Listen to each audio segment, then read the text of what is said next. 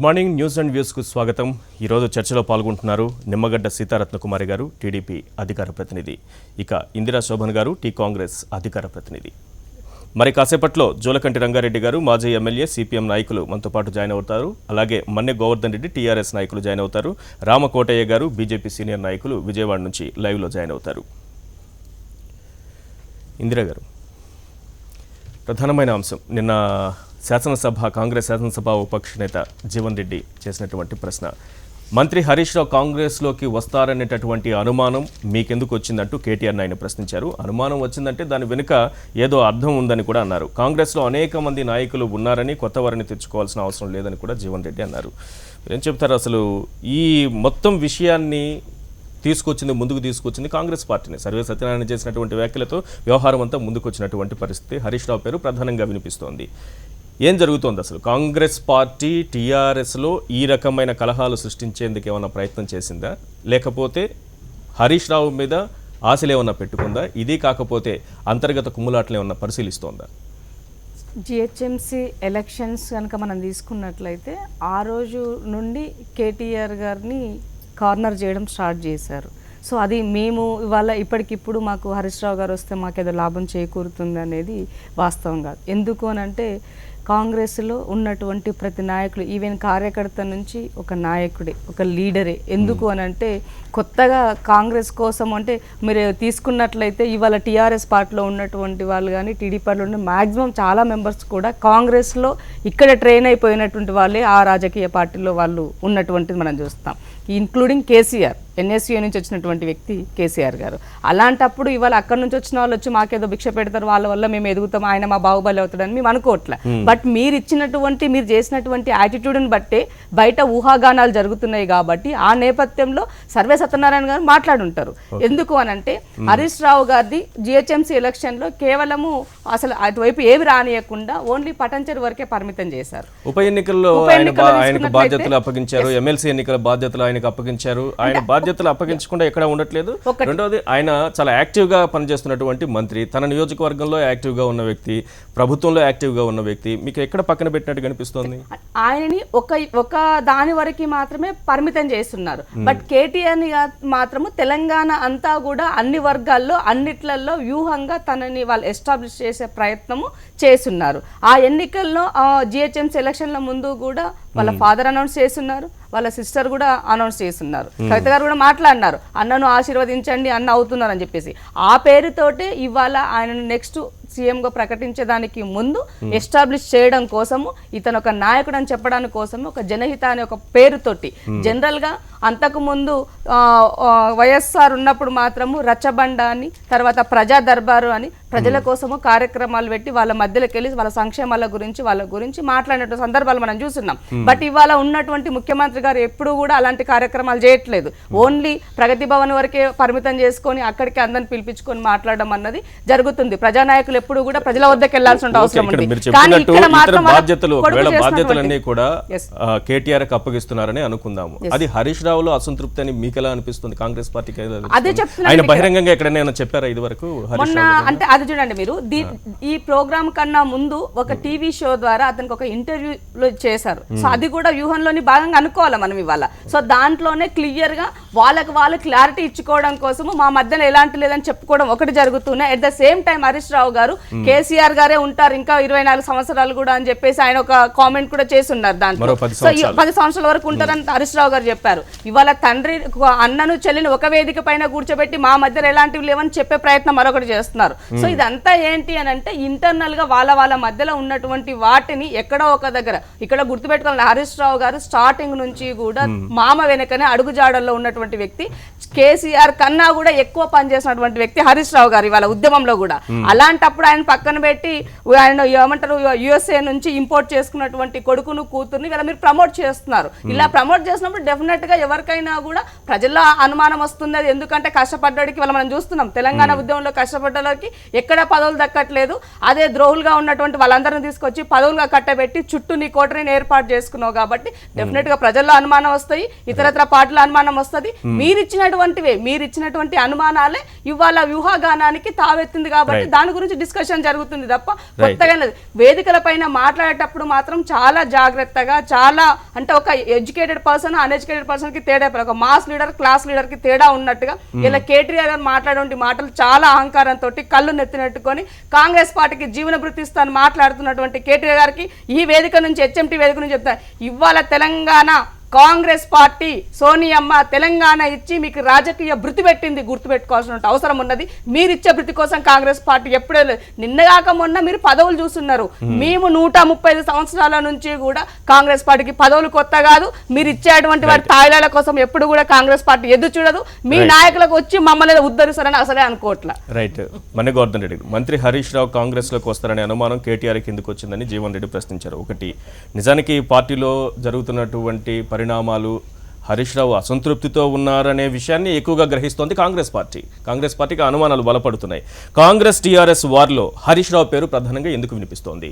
కాంగ్రెస్ పార్టీలో సమర్థవంత నాయకులు లేరు కాబట్టి పక్క పార్టీల నుంచి తెచ్చుకోవాలని చెప్పేసి ఎంతసేపు ప్రతి టీఆర్ఎస్ పార్టీ అంతర్గతంగా వ్యవహరించి దాన్ని పదే చెప్పి అసంతృప్తిగా ఉండు వేరే పార్టీలకు వస్తుంది, మా కాంగ్రెస్లోకి వస్తుందని చెప్పేసి ఊడిపడిన ఒంటె పెదల కొరకు ఆశపడ్డట్టు ఈ కాంగ్రెస్ వ్యవహారం ఉంది. ఈరోజు టీఆర్ఎస్ పార్టీలో ఎలాంటి ఎవరికి అసంతృప్తి లేదు. కాంగ్రెస్ పార్టీలో నాయకత్వం లేదు, నాయకత్వం లేమితో కాంగ్రెస్ పార్టీ ఉంది. ఓకే, మీరు అనుకుంటున్నట్టు నాయకత్వం లేమితో కాంగ్రెస్ పార్టీ ఉంది అనుకుందాం. ఇక్కడ హరీష్ రావు పేరు ఎందుకు వినిపిస్తోంది? ఇక్కడ నాయకత్వం ఏమి కరెక్ట్ అని మీరు అనుకుంటే అక్కడ అసంతృప్తి కూడా కరెక్ట్ అని అనుకోవాలి కదా. ఒక వర్గం డైరెక్ట్ హరీష్ రావు గారు చెప్పిండు, మాకు అలాంటి అసంతృప్తి లేదు, అందరం కలిసే పనిచేస్తున్నాం, కేసీఆర్ గారు అడుగుజాడలు నడుస్తున్నాం, కేసీఆర్ అభివృద్ధిలో మేము పాలు పంచుకుంటున్నాం, కేసీఆర్ గారు ఏదైతే కళలు కంటున్నాం ఆ కళలు నెరవేర్చడానికి మేము ప్రయత్నం చేస్తున్నాం చెప్పి పదే చెప్తున్నా కూడా కాంగ్రెస్ వారు ఒక వర్గం వారు ప్రతిసారి అది ఇంటర్నల్ గా ఇబ్బంది పెట్టాలని ప్రయత్నం చేస్తుంది తప్ప ఇలా టీఆర్ఎస్ పార్టీ ఎలాంటి విభేదాలు లేవు, ఎలాంటి ఇబ్బందులు లేవు, అసంతృప్తి లేదు. మరొకసారి ప్రయత్నం చేసి హెచ్ఎంపీ ద్వారా చేస్తున్నాం, తెలంగాణ ప్రజలకు చెప్తున్నాం. అలాంటి అవకాశం లేదు. కాంగ్రెస్ వారి ప్రతి నాయకుడు ప్రతి కార్యకర్త కూడా సీఎం అని చెప్తున్నారు. నిజంగా కూడా గొప్ప విషయమే. అందరూ కూడా సీఎంలే, ప్రతి నాయకుడు ప్రతి కార్యకర్త కూడా సీఎంలే. దాని గొప్ప మనం ఈరోజు కొత్త చెప్పుకోవాల్సిన 130 సంవత్సరాల నుంచి అధికారం అనుభవించిన వారు ఇంకా కకృతి ఎందుకు? 2014 ఎలక్షన్లు గెలవగానే మన నెక్స్ట్ 2 నెలలు 3 నెలల తర్వాత 2019లో మాకే అధికారం ఎందుకంటారు? ఇన్నిసార్లు పదవులు అలంకరించి ఎన్ని చేసి ఎన్ని ఎలుగబెట్టారు దేశానికి అందు భారతదేశ ప్రజలు, తెలంగాణ ప్రజలు, ఆంధ్రప్రదేశ్ ప్రజలు అందరూ చూస్తున్నారు. అయినా కూడా ఇంకా పదవికాంక్ష పోలేదు. మీరు ఇంకా జీవితాంతం ఉన్నా కూడా పదవికాంక్ష పోదు. ప్రతి ఒక్కరు సీఎంఏ, ప్రతి ఒక్కరు అలాంటి లేదు. ఒక నిబద్ధత కలిగిన కార్యకర్తలు ఉన్నారు. నిబద్ధత ముఖ్యమంత్రి ఆధ్వర్యంలో చాలా మంచి పనిచేస్తుంది. అప్పుడు దేశంలో నెంబర్ 1 ప్లేస్లో తెలంగాణ రాష్ట్రం ఉంది. అభివృద్ధులు దూసుకుపోతుంది. సంక్షేమ పథకాలు ఎవరు చేయని విధంగా సంక్షేమ పథకాలు మూసుకుపోతుంది. కాంగ్రెస్ పార్టీ పరిస్థితి ఎలా ఉంది? ఒక హరీష్ రావు లాంటి లీడర్ ఒక కాంగ్రెస్ పార్టీ కావాలి, అవసరం ఉంది అని అనుకుంటున్నారా? వాళ్ళు అనుకుంటారు కదా, వాళ్ళ దాంట్లో ఓ నాయకత్వ లక్ష్యంలో వాళ్ళే పదే చెప్తున్నారు, మాకు ఒక నాయకుడు లేడు, మాకు నాయకుడు ఉంటే వైఎస్ రాజశేఖర్ లేక మాకు నాయకుడు ఉంటే అధికారులకు రావడానికి అవకాశం ఉందని చెప్పేసి పదే అందరూ అంటర్నల్గా చెప్తున్నారు, మాకు బయట చెప్తుంటారు. వాళ్ళు అనుకుంటుంటారు. మీకు చాలా సందర్భాలు వాళ్ళు లేరు కాబట్టి ఎవరైనా వస్తే హరీష్ రావు లాంటి పెద్ద నాయకుడు వస్తే బాగుంటుందని చెప్పేసి వాళ్ళు ఊహించుకుంటారు. కానీ అలాంటివి మీ జీవితంలో మా కళ్ళగా మీరిపోతుంది. ఖచ్చితంగా టీఆర్ఎస్ పార్టీలో అందరం కలిసి మంచి పని చేస్తాం. అభివృద్ధి తెలంగాణ ఏదైతే 14-15 సంవత్సరాలు ఏదైతే కొట్లాడి తెచ్చుకుని తెలంగాణకు మంచి కల్పించాలి ఒక ప్రయత్నం చేస్తున్నాం. వాళ్ళ అభివృద్ధిని మేము కాంక్షిస్తున్నాం కాబట్టి వాళ్ళ అభివృద్ధిలో భాగస్వాములు అవుతాం. ఇలాంటి ఎవ్వరు కూడా ఎక్కడ ఏ పార్టీలు పక్క పోయే పరిస్థితి లేదు. ఊహలు కానీ కళ్ళు కానీ మిగిలిపోతాయి తప్ప ఇంకా వేరే మార్గం అయితే లేదు. కేటీఆర్ ఇంపార్టెంట్ తప్పు. కేటీఆర్ గారు అమెరికా చదువును వదిలిపేసి నెలకు లక్షల రూపాయల జీతం వదిలేసి తెలంగాణ రాష్ట్రం కొరకు, తెలంగాణ ప్రజల అభివృద్ధి కొరకు ఒక ఉద్యమకారుడిగా వచ్చి ఉద్యమం చేసి దాదాపు 6-7 సంవత్సరాలు ఉద్యమం చేసిన తర్వాత ఈరోజు మంత్రి అయిన తప్ప ఇంపార్టెంట్ చెప్పి ఎన్ని అది కళ్ళసొప్పు కానీ ఎవరికి ఎన్ని పరిస్థితి లేదు. కేటీఆర్ చూస్తే ఎక్కడ చూసినా తెలంగాణ ప్రజలు బ్రహ్మరథం పడుతున్నారు. జిహెచ్ఎంసీ ఎలక్షన్ చెప్తున్నా, జిహెచ్ఎంసీ ఒంటి చేతితో నడిపించిండు. మీ 120-130 సంవత్సరాలు చరిత్ర గల పార్టీ కూడా చేత గాంధీ ఆహ్వానించదగిందే కానీ అక్కడ కేటీఆర్ కు బాధ్యతలు అప్పగించారు కాబట్టి కాంగ్రెస్ పార్టీ దానికి ఎవరైతే సక్సెస్ఫుల్ గా నడిపించగలరో వాళ్ళకే బాధ్యతలు అప్పగిస్తారు. బై ఎలక్షన్ లో నారాయణఖేడ్ లాంటి ఎక్కడకు కాంగ్రెస్ పార్టీ తప్ప వేరే పార్టీ గెలవని పరిస్థితుల్లో కూడా నారాయణఖేడ్ లో హరీష్ రావు గారు దగ్గరుండి గెలిపించిన ఘనత హరీష్ రావు గారు దక్కుతుంది. బై ఎలక్షన్ లో ఒక్కొక్కరు ఒక వింగ్ చెప్తారు, ఆ వింగ్ను న్యాయం చేస్తున్నారు అంతే తప్ప వీళ్ళు ఏం చేస్తారు వాళ్ళు ఏం చేస్తారు మీరు అడగడానికి మా ఇంటర్నల్ పాత్ర ఎవరు ఎక్కడ పెడితే బాగుంటుంది అని చెప్పి కేసీఆర్ గారు ఊహారచన ఇందిరా గారే చెప్పాలి. ఒకవేళ టీఆర్ఎస్ లో ఏదైనా చిచ్చు పెట్టి ఆ చిచ్చు ద్వారా ఏదైనా లబ్ధి పొందాలనే ఆలోచనతో కాంగ్రెస్ పార్టీ ఉందో మాలో అయితే ఎటువంటి అసంతృప్తి ఎక్కడ లేదని టీఆర్ఎస్ చెబుతోంది.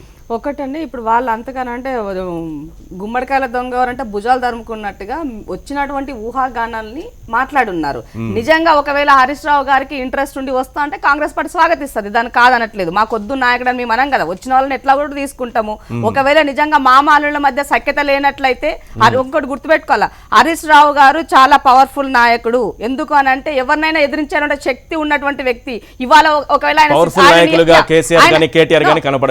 ఆయన నియోజకవర్గానికి వెళ్ళి ఇలా కేసీఆర్ నిలబడ్డా కూడా గెలిచే లేదు. ఎందుకంటే ప్రజల్లో ఉంటాడు హరీష్ రావు, పొద్దున్న లేస్తే జనాలతో ఉంటాడు, జనాలతో మమేకమవుతాడు, కష్ట నష్టాలు ఉంటాయి. గతంలో పనిచేసినటువంటి అంటే పదవులు రానటువంటి నాయకులను కూడా పిలుచుకొని మాట్లాడుతున్నటువంటి వ్యక్తి ఆయన, అంటే మినిమం ఎథిక్స్ మోరల్ ఉన్నటువంటి వ్యక్తి. వీళ్ళకి ఎవరికి అవి లేవు కాబట్టి ప్రజలు ఆయన పక్షాలు ఉన్నారు, ఆయన పక్షాలు ఉన్నారు.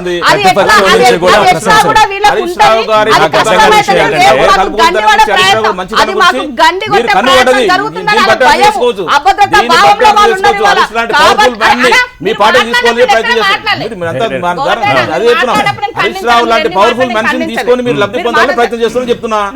ఇప్పుడు హరీష్ రావు రావడం రాకపోవడం ఆయన ఇంట్రెస్ట్. ఒకవేళ వస్తే కాంగ్రెస్ పార్టీ కాదనేది కాదు, వద్దనదు. ఎందుకనంటే ఎవరైనా నాయకులు కావాలనుకున్నాం డెఫినెట్ గా. ఇప్పుడు ఎవరో ద్రోహులు అట్లాంటి నీ పార్టీల కోసం తీసుకొని పదవులు కట్టబెట్టినావు. ఉద్యమంలో పనిచేసిన నాయకుడు ప్రజల కోసం వస్తుంటే వద్దంటారా? నేను వద్దన కదా, డెఫినెట్ గా స్వాగతిస్తా దాని గురించి. ఇప్పుడు అన్న ఒకటి మాట్లాడినారు, నారాయణ ఖేడ్ని తీసుకొని నారాయణ ఖేడ్ కూడా గెలిపించిండు అని అన్నప్పుడు నారాయణ ఖేడ్కి సంబంధించినట్టు మీరు ఎన్ని చేశారో, ఎన్ని రకాలుగా ఎట్లా గెలిపించుకున్నారు. సిద్దిపేట నాకు ఒక కన్ను అయితే రెండో కన్ను నారాయణ ఖేడ్. హరీష్ రావు గారు నారాయణ ఖేడ్ నాకు రెండో కన్ను అని మాట్లాడినారు. ఆ రెండో కన్ను చూడిపోండి, వాళ్ళ లొట్ట కన్ను అయిపోయింది. కనీసం డెవలప్మెంట్ ఎక్కడ లేదట. చెప్పండి, అలాంటి నాయకులు మీ పార్టీలోకి వస్తే తీసుకుంటామని కూడా మీరే అంటున్నారు. మళ్ళీ చెప్తున్నాను మీకు, ఇప్పుడు ఉద్యమ ద్రోహులు అట్లా వీళ్ళు తీసుకుంటలేనప్పుడు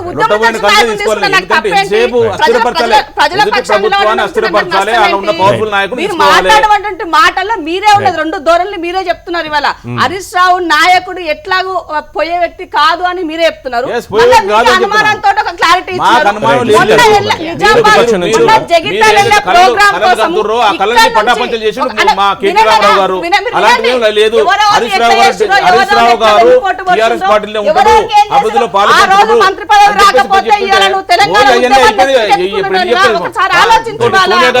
సోనియా గాంధీ ఇంట్లోకి వెళ్ళి ఇచ్చినాడు, ఆయన సొంత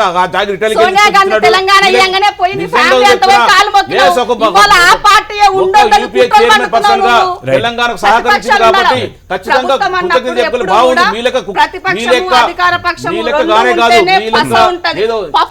ఉప్పు లేని పప్పు ఎట్లుంటుందో ప్రతిపక్షం లేని ప్రభుత్వం కూడా అట్లా ఉంటుంది కదా, తెలుసుకోండి.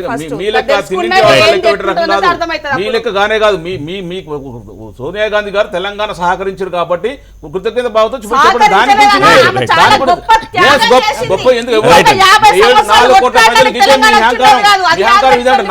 ప్రజల ఆకాంక్ష నెరవేర్చడం ఒక ప్రభుత్వంలో ఉన్న బాధ్యత. అది ఆమె సొంత ఇంట్లోకి ఇటలీకి వెళ్ళి తీసుకురాలి, ఇంకెక్కడ సొంత జాబిరి కాదు కదా. 4.5 కోట్ల ప్రజలు రోడ్డు మీదకి వచ్చి కొట్లాడిర్రు. అది గుర్తుపెట్టుకోండి. ప్రజల ఆకాంక్ష ప్రజల ఆకాంక్ష మాత్రం ఇప్పటికీ గుర్తించలేదు.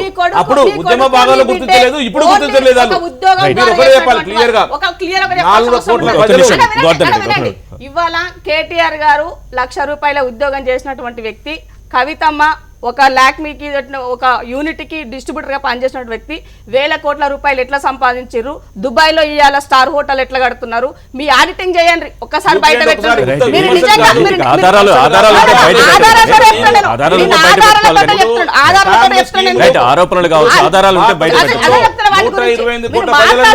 ప్రజల పక్షాన్ని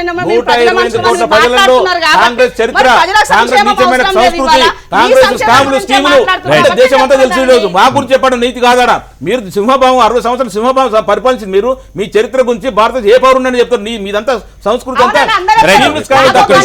లేదు, దేశానికి ఉరగబెట్టింది ఏం లేదు, దేశం తనంత తాను డెవలప్ అవుతుందా, మీరు కొత్తగా ఉరగబెట్టింది ఏం లేదు.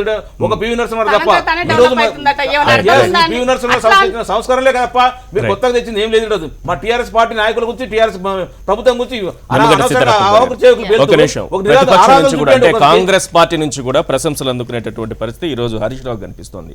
మరి ఏం జరుగుతోంది అనుకుంటున్నారు? కాంగ్రెస్ టీఆర్ఎస్ వార్లో ఈ హరీష్ రావుది పరిస్థితి ఏంటి? ఆయన ఎందుకు ఈ రకమైనటువంటి కాంగ్రెస్ పార్టీ ఓన్ చేసుకుంటోందా, లేకపోతే పార్టీలో టీఆర్ఎస్లో ఒక రకమైనటువంటి అభిప్రాయ భేదాలు సృష్టిస్తోందా? ఏం జరుగుతోంది? అంటే ఇక్కడ ఈ ఊహాగానాలకి అవకాశం రావడానికి కూడా టీఆర్ఎస్ నాయకులు ఇంటర్నల్ అనాలిసిస్ చేసుకోవాల్సినటువంటి అవసరం ఉంది. ఇక్కడ చూస్తే కనుక నిజంగా హరీష్ రావు గారు ప్రజల్లో నుంచి వచ్చినటువంటి సీనియర్ నాయకుడు. ఇందు గారు చెప్పినట్టు ప్రజల్లో నిరంతరం టచ్లో ఉండే వ్యక్తి. అది మొత్తం రాష్ట్ర రాజకీయాల్లో అందరికీ తెలిసినటువంటి ఇష్యూ అది.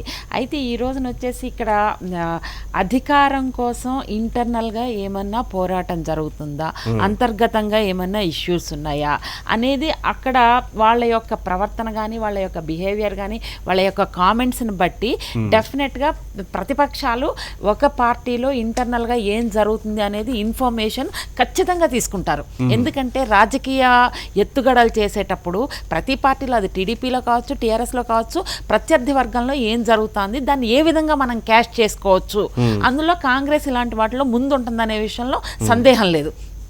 అయితే కేటీఆర్ గారు మొట్టమొదటి నుంచి చూస్తే కనుక కేటీఆర్ గారు, హరీష్ రావు గారు, డెఫినెట్గా హరీష్ రావు గారు ప్రజల్లో నుంచి వచ్చిన నాయకుడు, కేటీఆర్ గారు ప్రమోట్ చేయబడ్డ వ్యక్తి. ఇంకొకటి ఏంటంటే కేటీఆర్ గారు మాట్లాడేటువంటి అహంకారపూరితమైన వ్యాఖ్యలు మీరు ఎక్కడన్నా చూడండి. టీడీపీని ఎంత వాల్యూ లేకుండా మాట్లాడతారో, కాంగ్రెస్ని ఎంత వాల్యూ లేకుండా మాట్లాడతారో. నిజంగా నేను అనేది ఏంటంటే ఈ రోజున తెలుగుదేశం పార్టీ లెటర్ ఇవ్వబట్టి, సోనియా గాంధీ గారి శాంక్షన్ చేయబట్టి ఈ రోజున తెలంగాణ వస్తే మీరు మంత్రులుగా మీరు అధికారాన్ని అనుభవిస్తున్నారు. ప్రజలకి సేవ చేయడం కన్నా కూడా మీరు అధికారాన్ని ఎంజాయ్ చేయడంలో అన్నా చెల్లెళ్ళు లెటర్ ఇవ్వడం ఓకే, తర్వాత అక్కడ కాంగ్రెస్ పార్టీ కూడా అనుకూలంగా ఇవ్వడం ఓకే. ఇక్కడ ఉద్యమం అయితే ఏం జరగలేదా? ఎవరు ఉంది? కేసీఆర్ గారు ఉద్యమం చేశారండి. డెఫినెట్ గా ఆయన క్రెడిట్ పెద్ద, ఆయన క్రెడిట్ ఆయనకు ఉంటుంది. ఎవరు కేసీఆర్ గారి పాత్ర, ఒక నిమిషం, కేసీఆర్ గారి పాత్ర కాదనలేని విషయం. డెఫినెట్ గా మనం దాన్ని రెస్పెక్ట్ చేయాల్సిన అవసరం ఉంది. But at the same time మీరు ఒక్కళ్ళు డెసిషన్ తీసుకుంటే రాలేదు తెలంగాణకి. ఒక నిమిషం అండి, ఒక నిమిషం, నేను అనేది ఒక్కనే మాట్లాడినివ్వండి. నేను అనేది ఏంటంటే టీడీపీ లెటర్ ఇస్తే ఇచ్చారని చెప్పేసి అక్కడ మాకున్న సంకట పరిస్థితి మీ అందరికీ తెలుసు. అయినా కూడా ఆ యొక్క పరిస్థితిని తట్టుకుని కూడా తెలంగాణకు అనుకూలంగా లెటర్ ఇవ్వడం అనేది జరిగింది కదా. ఇవ్వకపోతే ఎంత ఎత్తున ఇష్యూ చేసేవారో కూడా మనందరికీ తెలుసు. డెఫినెట్ గా మాకున్న పరిస్థితి అది, పార్టీకి ఉన్న పరిస్థితి ఓపెన్ గా చెప్తున్నా నేను. అలాంటప్పుడు సోనియా గాంధీ గారు ఈవెన్ ఆంధ్రప్రదేశ్లో మట్టి కొట్టుకుపోతుంది పార్టీ అని తెలిసినా కూడా ఆవిడ కూడా ఇచ్చారు. నేను అనేది ఏంటంటే ఈ రోజున ఈ అధికారం, ఈ తెలంగాణ మీ సొత్తు కాదు, మీ సొంతం కాదు. అన్ని పార్టీలు కలిస్తేనే తెలంగాణ వచ్చింది. కేసీఆర్ ముఖ్యమంత్రి అయ్యారు.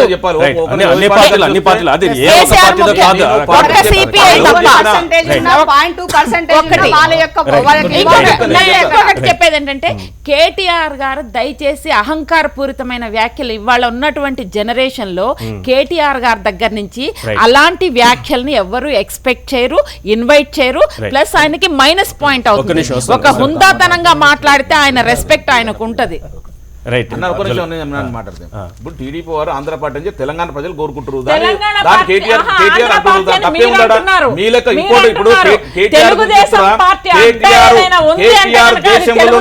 దేశంలోనే గుర్తించే గర్వదగ్గపడిన నాయకుడు అని చెప్పి దేశం మొత్తం ప్రజలు అనుకుంటారు. దేశం యువత మొత్తం ఆయన నడుస్తుంది. ఈ రోజు మీ లెక్క పప్పు శుద్ధం తీసుకొచ్చి 120వ జన్మదిన వర్ధన శుభాకాంక్షలు చెప్పిన మీ చంద్రబాబు నాయుడు కొడుకుని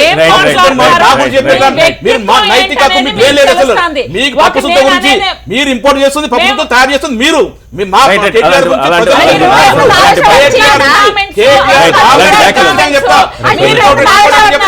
కేటీఆర్ గారు మాట్లాడు తెలంగాణ రాష్ట్ర సమితి చేస్తున్న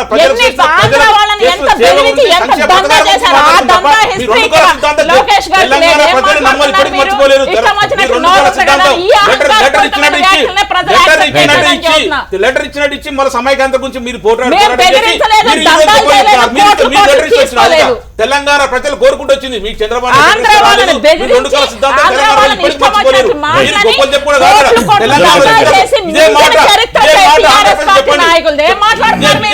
ఆంధ్రప్రదేశ్ చెప్పండి మీ లెటర్ ఇచ్చిన వచ్చింది చెప్పండి ఆడ చెప్పారు ఆడ సమైక్యాంధ్ర గురించి కొట్లాడినాం మేము అట్లా చేసిన ఇట్లా చేసినాం అయినా కూడా సోనియా గాంధీ ఇచ్చిన ఈరోజు తెలంగాణకు వచ్చే వరకే మీరు అప్పు శుద్ధాన్ని తయారు చేసుకోండి కేటీఆర్ గురించి మాట నైతిక మీకు లేదు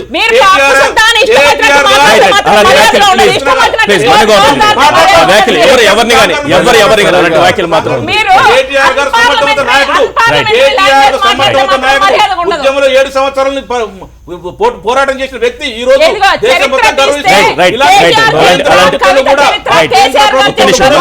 కేంద్ర ప్రభుత్వంలో కూడా కేటీఆర్ నాయకుడు చాలా బాగుంటుంది చాలా సమర్థవంతంగా పనిచేస్తారు కవిత గారి చరిత్ర కేటీఆర్ చరిత్ర కేసీఆర్ చరిత్ర మీరు ఆ వ్యాఖ్యలు మాత్రం ఉపసంహరించండి ఇక్కడ ఎందుకు ప్రతిసారి దాన్ని పదే పదే రిపీట్ చేస్తారు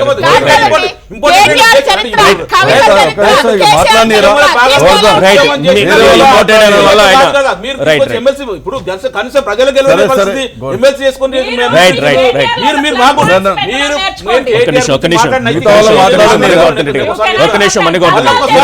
మళ్ళొకసారి కేటీఆర్ గురించి మాట్లాడే నైతిక హక్కు లేదు మాట్లాడదు కూడా రైట్ సరే ఇప్పుడు ఎవరికి నైతిక హక్కు లేదని ఎవరైనా మాట్లాడచ్చు కానీ దాని పరిమితి దానికి ఒక పరిమితి ఉంటుంది మనం ఇక్కడ మాట్లాడుతున్నప్పుడు కొన్ని వర్డ్స్ అన్పార్లమెంటరీ అయితే అసలు ఉపయోగించకూడదు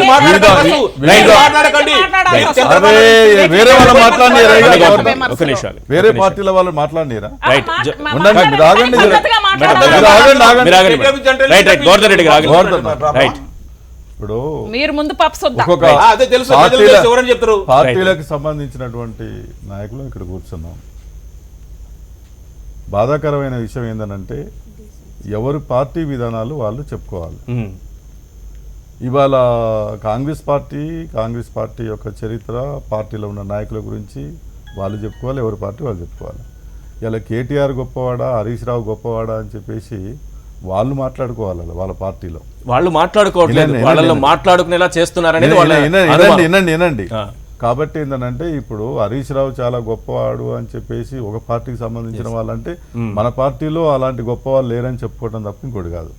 కాబట్టి ఏంటంటే టీఆర్ఎస్ పార్టీ కూడా కాంగ్రెస్ పార్టీ నుంచి, తెలుగుదేశం నుంచి చాలామంది చేరుతున్నారు అని అనేక మందిని చేర్చుకున్నటువంటి సాంప్రదాయం టీఆర్ఎస్ పార్టీకి ఉంది. కాంగ్రెస్ పార్టీ అధికారంలో ఉన్నప్పుడు వాళ్ళకు కూడా అదే సాంప్రదాయం ఉన్నది. కాబట్టి ఏంటంటే ఇది అవకాశవాద రాజకీయాలు. ఇప్పుడు మీ పార్టీ విధానాలు ఇలా టీఆర్ఎస్ పార్టీ ఎందుకు కాంగ్రెస్ పార్టీ టీడీపీ వాళ్ళని చాలామంది చేర్చుకున్నారని అంటే వాళ్ళని చేర్చుకొని బలపడాలనే ఉద్దేశంతో. కాబట్టి ఏంటంటే వాళ్ళ పార్టీ విధానాలు తర్వాత ఏంటంటే వాళ్ళ శక్తిని పెంచుకొని మొదటి నుంచి పనిచేసినటువంటి వాళ్ళని దృష్టిలో పెట్టుకొని ఆ రకంగా ఏ పార్టీ అయినా కూడా ఆ రకంగా బలపడటానికి ప్రయత్నం చేయాలి, జనంలోకి పోవాలి. కానీ ఏంటంటే ఆ జనానికి ఇచ్చినటువంటి హామీలు పరిష్కారం చేయలేకపోతున్నారు. కాబట్టి ఒక పార్టీని బలహీనపరిచి ఆ పార్టీ వాళ్ళని ఈ పార్టీలో చేర్చుకొని ఆ రకంగా బలపడాలని చూస్తూ ఉన్నారు తప్ప ప్రజల సమస్యలు పరిష్కారం చేసి ప్రజల్లో మనం బలపడదాము, అప్పుడు మనకు ఏ రకమైనటువంటి ఇబ్బంది ఉండదు అనేటువంటి ఆలోచన లేదు.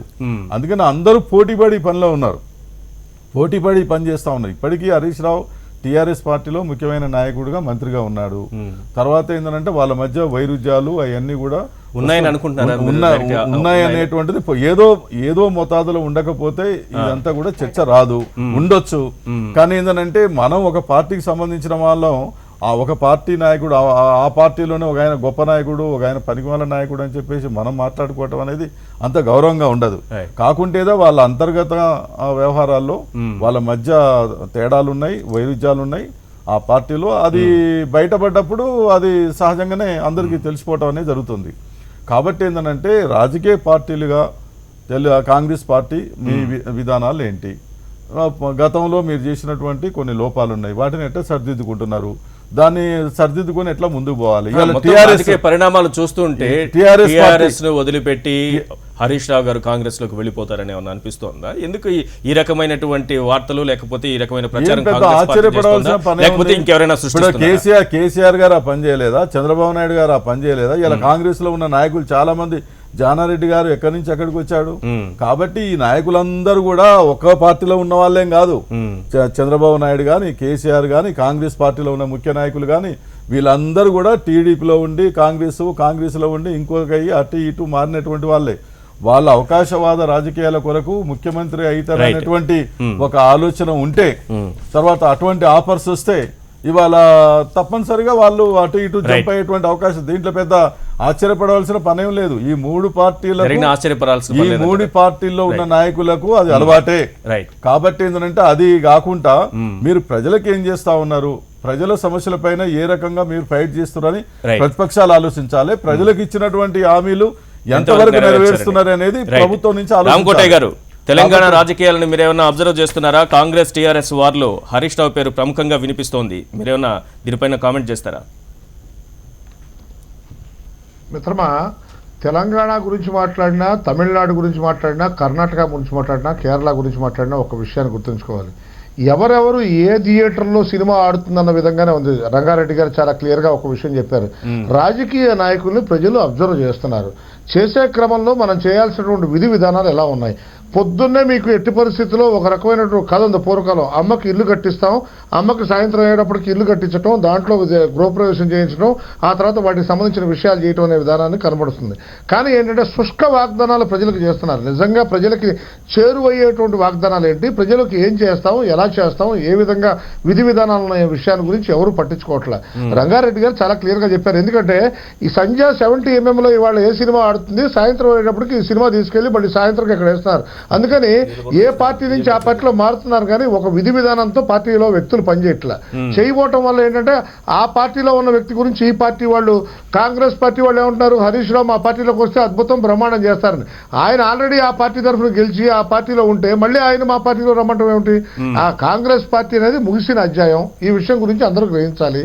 నెంబర్ 1. రెండో విషయం ఏంటంటే ఇప్పుడు దేశం కోసం, ప్రజల కోసం ఏం చేస్తున్నారు అనేది ఆలోచన చేయాల్సిన అవసరం అయితే ఉంది.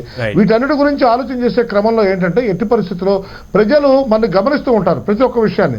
ఆ రోజున చూడండి, శశికళ ఆ రోజున జైలుకి వెళ్ళడానికి ముందు ఒక్కసారి వచ్చి ఆ సమాధి మీద లాగిపెట్టి ఒకటి కొట్టింది.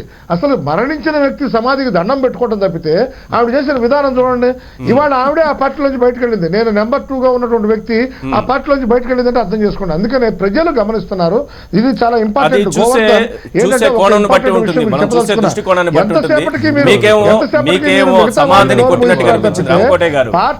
పార్టీ మన ప్రజలకి మనం ఏమి ఇచ్చాం, మనం ఇచ్చిన వాగ్దానాలు మీరు నెరవేర్చలేదు. పార్టీలో మీకు 5 ఏళ్ళు అధికారం ఇచ్చాము, తెలంగాణ ప్రజలు అధికారాన్ని అంటపెట్టారు. మీ ముఖ్య నాయకులను ఒకసారి అబ్జర్వ్ చేయమని చెప్పండి. ఎందుకంటే తెలంగాణలో జరుగుతున్నటువంటి విధానాలు చూస్తే చాలా బాధాకరంగా ఉన్నాయి. బీజేపీ అన్నగారు మీరు చాలా చాలా చక్కగా మన గురువింద సామెత యాదకొస్తుంది నాకు. ఎందుకనంటే ఉత్తరాఖండ్ లో మీరు చేసిన ఇష్యూ ఏమైంది, సుప్రీంకోర్టు మీకు ఏం చెప్పింది, ఇవాళ వచ్చి తెలంగాణలో కాంగ్రెస్ పార్టీ ఏదో చేస్తుంది. హరీష్ రావు కాంగ్రెస్ లోకి వస్తే కాంగ్రెస్ ఆహో ఓహో అని నేను అనలేదు అన్నగారు. ఒకవేళ వస్తే స్వాగతిస్తామని మాత్రమే చెప్పిండా నేను. మీరు వక్రీకరిస్తున్నారా వర్డ్స్? నేను అలా మాట్లాడలేదు. ఇవాళ తెలంగాణలో జరుగుతున్నటువంటి ఇవాళ బీజేపీ చేసినటువంటిది ఇవాళ తమిళనాడులో చిచ్చు పెట్టి ఇంకొక రకంగా ఏం చేసినా కూడా అక్కడ ఉన్నటువంటి వాక్యూమ్ ని మీరు రీచ్ అవ్వడం కోసం మీరు చేసిన ప్రయత్నాలు అన్ని కూడా మొత్తం దేశవ్యాప్తంగా అబ్జర్వ్ చేస్తుంది. ఇవాళ బీజేపీ చాలా చక్కగా నీట్ గా పాలిస్తున్నది. కాంగ్రెస్ ఏదో అయిపోయిందని మీరు మాట్లాడుతున్న వాక్యాలు ఇవాళ బీజేపీ గతంలో 2 ఎంపీ సీట్లు ఉండింది, ఇవాళ ఎలా వచ్చింది? సో కాబట్టి గతంలో ఇవాళ బీజేపీ నిన్నగాక మొన్న అంటే బీజేపీకి ఉన్నటువంటి, కాంగ్రెస్ కు ఉన్నటువంటి చరిత్ర బీజేపీకి లేదు. ఇవాళ వాళ్ళ యొక్క మొత్తం ఈవెన్ స్వతంత్రం నుంచి వచ్చినటువంటి కాంగ్రెస్ పార్టీ కనీసం మీరు స్వతంత్రంలో కూడా మీరు లేరు ఆ రోజు. ఈవెన్ మీ ఆర్ఎస్ఎస్ కూడా లేదు. అలాంటప్పుడు అంత పెద్ద చరిత్ర ఉన్నటువంటి పార్టీ రాజకీయంలో గెలుపు ఓటములు అన్నది కామన్. ఒక రోజు గెలుపు ఉంటది, ఒక రోజు ఓటమి ఉంటది. మొన్న నువ్వు 2 సీట్లు ఉన్నాయి, నువ్వు ఇలా మొత్తం దేశాన్ని పాలించే స్టేజ్ కి నువ్వు వచ్చినప్పుడు మొన్నటిదాకా టీఆర్ఎస్ తీసుకుంటే కనీసం కార్పొరేట్ కూడా లేనటువంటి వచ్చినారు అన్నప్పుడు అంటే ప్రజలు ఎప్పుడైనా ఉంటది. ఎప్పుడు కూడా ఒకటి ప్రజలు ఎప్పుడు మార్కును కోరుకుంటారు, ఎప్పుడు ఒకరే ఉండాలని కోరుకోవట్లేదు. ఎందుకనంటే అందుకన్నా ప్రతిపక్షము అధికార పక్షం ఉండాలని ఎందుకన్నానంటే దీని గురించి అన్న. ఎందుకనంటే వెనక ఇంకొకరు తాడు బట్టి లాగినప్పుడు మాత్రమే డెఫినెట్ గా అతను అరే వస్తాడేమో అన్న భయం అనేది ఉంటది. అందుకని ప్రజల గురించి ఆలోచించి పనిచేస్తారు. కానీ ఎక్కడ ఆ పాలన అలా జరగట్లేదు. ఇవాళ సెంట్రల్ లో బీజేపీ కానీ, ఇక్కడ స్టేట్ లో రాష్ట్ర ప్రభుత్వం కానీ, టీఆర్ఎస్ కానీ ఇచ్చినటువంటి హామీలను ఇవాళ 2 కోట్ల ఉద్యోగాలు అన్నారు. బీజేపీ ఎక్కడ ఒక ఉద్యోగం ఇచ్చిందా చెప్పండి. ఈయన 1,00,000 ఉద్యోగాలు అని చెప్పి నేను ఎక్కడ ఒక ఉద్యోగం ఇచ్చిందా? ఇవాళ కేటీఆర్ ఇలాకాలో సిరిసిల్లలో రైతు ఆత్మహత్య చేసుకున్నాడు. ఎందుకు చేసుకున్నారు? మొన్న మెదక్లో ఒక మహిళా రైతు ఆత్మహత్య చేసుకుంది. కనీసం పోయి వెళ్ళి పరామర్శించినట్టు దాఖలాలు లేవు. ప్రజల సంక్షేమం గురించి ఆలోచించండి, ప్రజల గురించి మాట్లాడండి. ఆ వైపుగా లేదు, ఆ దిశ మీ ప్రయత్నాలు లేవు. ఇవాళ ఉస్మానియా యూనివర్సిటీలో ఉత్సవాల కోసం మనం వెళ్తున్నాము. దేశంలోనే నెంబర్ 1 ఉస్మానియా యూనివర్సిటీ 38వ స్థానానికి వచ్చింది. కనీసం ఇవాళ మన కేకే గారు ఉస్మానియా యూనివర్సిటీకి వెళ్తే కనీసం ఆయన స్వాగతించిన దాఖలాలు లేవు, వ్యతిరేకించిన విద్యార్థులు. ఎందుకు ఇవి జరుగుతున్నాయని మనం ఆత్మపరిశీలన చేసుకోవాల్సిన అవసరం ఉన్నది. విమర్శలకు రాజకీయం చేయాల్సిన అవసరం లేదు. ప్రగతి పైన కూడా, ప్రజలకు ఇచ్చినటువంటి హామీల పైన కూడా ఈ వేదిక నుంచి ఒకటి అడుగుతున్నాం. ఈసీ కూడా ఇవాళ దీనిపైన ఒక క్లారిటీ ఇవ్వాల్సిన అవసరం ఉన్నది. ఎందుకన్నానంటే ఇచ్చినటువంటి హామీలు అమలు కానటువంటి హామీల వల్ల ప్రజలు ఎంత ఇబ్బంది పడతారు. ఓట్ల కోసమే హామీలు ఇస్తారు, ప్రజల సంక్షేమం కోసం హామీలు ఇవ్వట్లేదు. ఇవాళ మీరు సెంట్రల్ లో ఉన్నారు, చేయండి ఒకటి. మీరు వాళ్ళపై డిమాండ్ చేయండి దానిని. ఇలాంటి వాటిని పెట్టొద్దు. ఇప్పుడు ఈసీ డిమాండ్ చేయడం కాదు, 30-40 ఏళ్ల క్రితం నుంచే డిమాండ్ చేసుకుంటూ రావాల్సిన పరిస్థితి. అవసరం ఉంది కాబట్టి నేను చెప్తున్నాను. మహిళా రిజర్వేషన్ పాసిబుల్ ఉంది అలా చేయడం కోసం. మీరు బీజేపీ సెంటర్ లో ఉంది, రైట్ రామకోటయ్య గారు. ఇప్పుడు మన శోభన్ గారు చెప్తున్నట్టుగా చాలా ఇంపార్టెంట్ విషయాలు ఆవిడ ఒకసారి గ్రహించాలి. ఈ దేశానికి ప్రజలకి ఏమేమి ఇచ్చాము, ఏమేమి అమలు చేస్తున్నాం అనేది ప్రజలు నిశ్చితంగా గమనిస్తున్నారు. ఈ ప్రజలకు ఇచ్చినటువంటి హామీలు నెరవేర్చడంలో భారతీయ జనతా పార్టీ సఫలీకృతం అవుతుంది. మీరు ఎన్ని చెప్పినా హామీలు అమలు కాదు, ఒక పార్టీ నుంచి ఇంకో పార్టీకి లాక్కోవడం, ప్రభుత్వం ఏర్పాటుకు చేస్తున్నటువంటి ప్రయత్నాలు. ఇప్పుడు ఇక్కడ కాంగ్రెస్ పార్టీ హరీష్ రావును ఆహ్వానిస్తోందా, లేకపోతే టీఆర్ఎస్ లో అంతర్గత కుమ్ములాటలు ఉన్నాయా? ఈ విషయం గురించి ప్రస్తావించినప్పుడు మీరన్నది కాంగ్రెస్ పార్టీకి అలాంటి నాయకత్వం అవసరం ఉందని చెప్పారు. ఏ ప్రయత్నం చేస్తోంది బీజేపీ కూడా అలాంటి పార్టీనే కదా, అలాంటి ప్రయత్నం చేస్తోంది కదా ఇందిరా గారు అంటున్నారు. మీరేం సమాధానం చెప్తారు? హామీల విషయం పక్కన పెట్టండి. పెద్దలు రామకోటయ్య గారు, మీ పార్టీ కూడా జాతీయ స్థాయిలో అనేక రాష్ట్రాల్లో మొన్న జరిగిన 5 రాష్ట్రాల ఎన్నికల్లో మీరు 2 రాష్ట్రాల్లో ఏం చేశారు? ఆ 2 రాష్ట్రాల్లో బలం లేకపోయినా కూడా మీరు ఆ రకంగా కొంతమందిని లాక్కొని తర్వాత ఏంటంటే మీ ఖాతాలో వేసుకొని మీరు అధికారంలోకి వచ్చినట్టుగా ప్రకటించుకోవడం అనేది జరిగింది.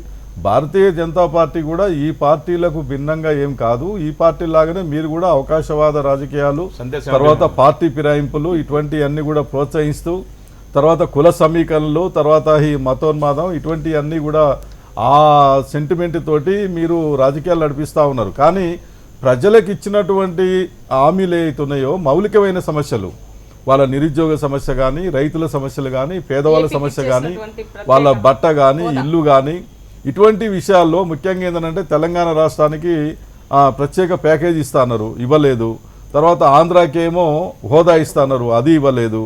ఈ రకంగా ప్రజలకు అవసరం ఉన్నటువంటి సమస్యలని నిర్లక్ష్యం చేస్తూ అవకాశవాద రాజకీయాలు, పార్టీ ఫిరాయింపులని మీరు కూడా ప్రోత్సహిస్తా ఉన్నారు. మీరేం తక్కువ కాదు, దానికి ఏం చెప్తారు మీరు? రంగారెడ్డి గారు చాలా క్లారిటీగా ఒక విషయం ఆలోచించండి. అక్కడ కనుక మేము ఎవరు ప్రజాస్వామ్యంలో ఎన్నుకున్నటువంటి వాళ్ళు మేము గవర్నమెంట్ చేస్తామని గోవాలో కానీ అక్కడ కానీ ఎవరు ముందుకు రాని సందర్భంలో మా వ్యక్తులు వెళ్ళి అయ్యా మేము గవర్నమెంట్ చేస్తా ఉన్నారు, దానికి పరిపూర్ణంగా గవర్నమెంట్ యాక్సెప్ట్ అయింది. మాకేం మెజార్టీ వచ్చిందని నేను చెప్పట్లేదు రంగారెడ్డి గారు. అక్కడికి వెళ్ళిన తర్వాత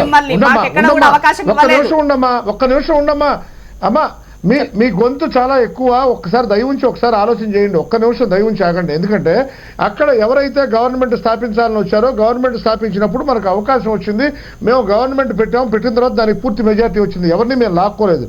ఏ పార్టీలో నుంచి అయినా సరే, ఒకటి దేశంలో శివాజీ మహారాజు బ్రహ్మాండంగా పరిపాలించినా, కృష్ణదేవరాయలు పరిపాలించినా కూడా దేశంలో ఉండేటువంటి అంతర్గత వ్యవహారాల్లో ఇలాంటి వ్యవహారాలు ఎప్పుడూ ఉంటాయి. మా పార్టీ ఏదో గొప్ప పార్టీ, మేము ఏదో గొప్ప అని చెప్పట్లా. ప్రజలు అబ్జర్వ్ చేస్తున్నారు. మా పార్టీ కావాలని ప్రజలు ఎందుకు అబ్జర్వ్ చేస్తున్నారంటే మేము చేసే విధి విధానాలు, పార్టీ యొక్క వ్యక్తుల యొక్క విధానాలు, ప్రతి ఒక్కళ్ళు దేశంలో ఉన్నటువంటి మారుమూల గ్రామాల్లో కూడా ఏం జరుగుతుందనే విషయాన్ని గమనిస్తున్నారు. గమనించిన క్రమంలో భారతీయ జనతా పార్టీకి ఎక్కువ ఆధిక్యత వస్తుంది. ఇప్పుడు మీ విధానాలు మా విధానాలు కనుక మనం కనుక దగ్గరుండి చూసుకుంటే ప్రజలకి ఏం కావాలి, సామాన్య ప్రజలకు ప్రతి చేనుకి నీరు, ప్రతి చేయికి పని అనే నినాదం. 13 కోట్ల ఎకరాల పొలం కనుక ఉంటే దాన్ని మన ఆలోచన ఏంటంటే 15,000 కోట్ల ఎకరాలు చేయాలి, 15 లక్షల కోట్ల ఎకరాలు చేయాలని చేస్తే కనుక ఏమవుతుంది, ప్రజలకి నీరు రావాల్సిన నీరు వస్తుంది, నదులు అనుసంధానం చేసే కార్యక్రమం ఏం చేయాలి, రోడ్లు డెవలప్మెంట్ ఏం చేయాలి, వీటన్నిటి మీద మా అభివృద్ధి కార్యక్రమాలను ప్రజలు గమనిస్తున్నారు. ఈ దేశానికి దిశానిర్దేశం చేసి చూపించినటువంటి పార్టీ భారతీయ జనతా పార్టీ. కాంగ్రెస్ పార్టీకి బీజేపీకి ప్రచార వేదికగా మారిపోతుంది డిస్కషన్. రైట్, మనం మాట్లాడుతున్న సమస్య అది కాదు, ఆలోచన విధానం. రైట్, మనం మాట్లాడుతున్న విషయం వేరే అంశం. మనం మాట్లాడుతున్నాం ఒక్కసారి బీజేపీ గురించి చెప్తాం. బీజేపీ గారు ఇప్పుడు తెలంగాణ సందే 70 అంటుంది కదా, ఆయన దేవి 70 చూపి 3D సినిమా చూపిస్తుంది. హాలీవుడ్ సినిమా ఇక్కడ కూడా కాదు, ఇండియా సినిమా కూడా కాదు, హాలీవుడ్ సినిమా చేసి 40 కంట్రీలు చూసి వచ్చేసి అక్కడేదో అయిందని ఇక్కడ చూసే ప్రయత్నం చేస్తుంది తప్ప బీజేపీ పార్టీ గత అరుణాచల్ ప్రదేశ్ లో కోర్టులో ముట్టికాయలు వేసి మళ్ళీ ప్రభుత్వం కాంగ్రెస్ ప్రభుత్వం వచ్చింది. మీరు చేసిన గుణకార్యం ఏందో ఒకసారి ఆలోచించాలి. గవర్నర్ వ్యవస్థని నిర్వీర్యం, గవర్నర్ వ్యవస్థను మొత్తం సొంత ఏజెంట్ లాగా పరుస్తుంది. ఓ అతిపెద్ద పార్టీ గెలిచిన గోవాలో అతిపెద్ద పార్టీ గవర్నమెంట్ గా పిలవాల్సింది పోయేసి కొంత గ్యాప్ ఇచ్చేసి తర్వాత ఒక వేరే పార్టీ వాళ్ళని కలుపుకొని చేస్తే గవర్నమెంట్ కాంగ్రెస్ పార్టీ కూడా ముందుకు వెళ్ళి ఉండాలి. సరే, చెప్పడం ఒకటి ఈశ్వర్ గారు అందరూ దేశ ప్రజలంతా మీ నిర్వాహకం చూస్తున్నారు. మీరేదో గొప్పలు చెప్పడం కాదా, సినిమా చూపిస్తా కాదా? Goa and Manipur and Assam, what you know about all the మీరు మీ లోకల్ పాలిటిక్స్ గురించి మీరు చూసుకోండి. ఎందుకంటే మీరు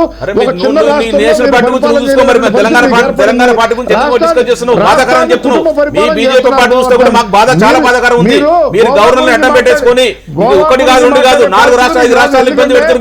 మీరు అన్ని ప్రతి దాంట్లో గోతిగా నక్కలు చూస్తుంది మీ బీజేపీ పార్టీ. ఎప్పుడు ప్రభుత్వం గురించి ఎప్పుడు తీసుకుందామా? తమిళనాడు కూడా ఎగ్జాంపుల్, తమిళనాడే కాంగ్రెస్ చూసినట్టు బీజేపీ కూడా చూస్తుంది. ఎన్ని రాష్ట్రాలండి ఇప్పటికి? అరుణాచల్ ప్రదేశ్, ఉత్తరాఖండ్, ఒరిస్సా, గోవా, తమిళనాడు. మీకు మాట్లాడే అవకాశం ఇస్తాను, 1 మినిట్ ఆగండి. రామకోటయ్య గారు మీకు మాట్లాడే అవకాశం ఇస్తాను, 1 మినిట్ ఆగండి. కుటుంబ పరిపాలన చేస్తున్నారు మీరు. కుటుంబాల్లో ఎవరు అసమర్థంగా రాలేదు, సమర్థవంతంగా ఉద్యమం చేసి వచ్చిన వాళ్ళే మీ బీజేపీ డిస్కషన్ నడుస్తుంది.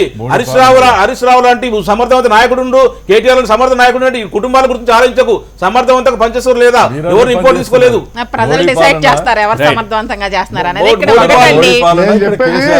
ఈశ్వర్ గారు ఇక్కడ ఇందాక ముందు నుంచి అందరూ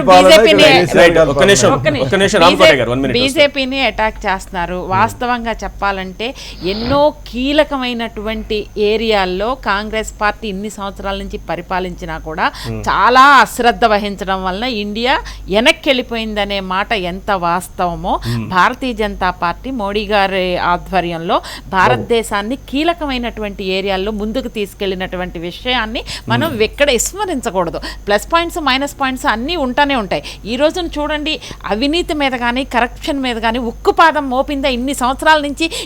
ఈ రోజున మోడీ గారు తీసుకున్నటువంటి ఈ నిర్ణయాన్ని కాంగ్రెస్ పార్టీ ఎప్పుడో అమలు చేసుంటే భారతదేశం ఎన్నో అడుగులు ముందుకెళ్ళి ఉండేది. ఈ రోజున వెనక్కి వెళ్ళిపోవడానికి కారణం కాంగ్రెస్ పార్టీ. మిత్రపక్షం ఉన్నటువంటి టీడీపీ ఆ మాత్రం కూడా మాట్లాడకపోతే బీజేపీతో రేపు మాతో ఉంటారు, లేకపోతే టీఆర్ఎస్ లో పోతారు. వాళ్ళ అభద్రత భావంలో వాళ్ళు ఉన్నారు.